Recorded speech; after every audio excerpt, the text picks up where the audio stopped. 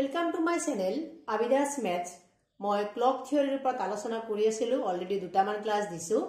যোৱা ক্লাছত মই শিকাইছিলো ঘড়ীৰ কাটা দুডালে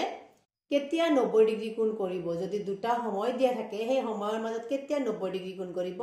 90 ডিগ্ৰী এটা প্ৰতিটো ঘণ্টাৰ মাজতে দুবাৰ 90 ডিগ্ৰী কোণ কৰে আৰু আজি শিকাম যে কেতিয়া 180 ডিগ্ৰী 180 ডিগ্ৰী কোণ কৰিব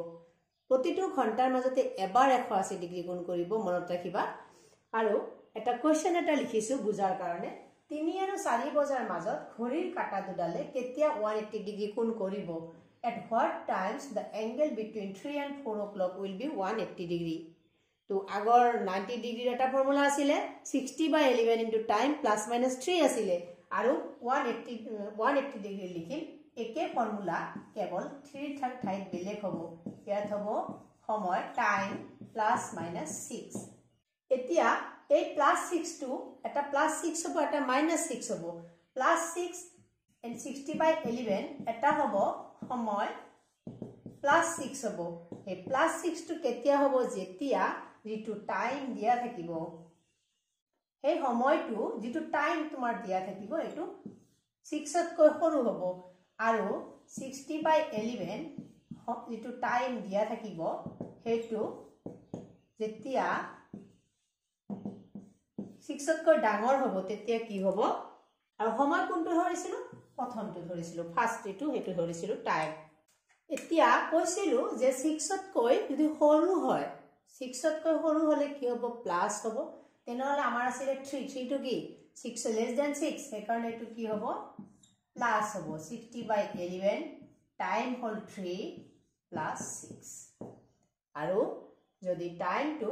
6 তকৈ ডাঙৰ হয় তেনেহলে ইয়াত কি হ'ব মাইনাস হ'ব এটো মনত ৰাখিবা 60/11 into 9 তেনেহলে এটুক যদি পূৰণ কৰা যায় 11 এক কি লিখা যায় 4 11 গুণ 44 তাৰ পিছত বাকি কিমান থাকিব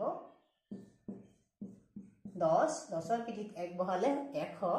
9 11 গুণ 99 বাকি থাকে 1 11 তাৰ মানে 3 বাজি 49 মিনিট আৰু 11 ভাগৰ 1 ভাগ এটো সেকেন্ড ইমান টাইমত 180 ডিগ্ৰী কোণ কৰিব 3 বাজি পাৰ হ'ব লাগিব ইমানত কি কৰিব 180 ডিগ্ৰী কোণ কৰিব 3 আৰু 4 বজাৰ মাজত নেক্সট আৰু এটা কোৱেশ্চন লোৱা যাওক নেক্সট কোৱেশ্চনটো লিখিছো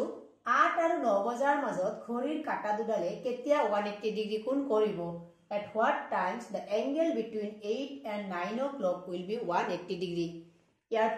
ফৰ্মুলাটো হ'ল 60/11 time plus minus 6 কৈছিলো টাইমটো যদি এই 6 তকৈ ডাঙৰ হয় তেনেহলে কি কৈছিলো মাইনাস হ'ব ইয়াৰ আগৰ অংকটোত কি আছিল প্লাস আছিল সৰু আছিল তেনেহলে ইয়াত লিখিম 60/11 টাইম কিমান লিখিম 8 ইয়াত কি হ'ব -6 এটো মনত ৰাখিবা যেহেতু ঘড়ীৰ কাটা দুডালে যিকোনো ঘণ্টা যিকোনো সময় দুটা সময়ৰ মাজত মাত্ৰ এবাৰহে 180 ডিগ্ৰী কোণ কৰিব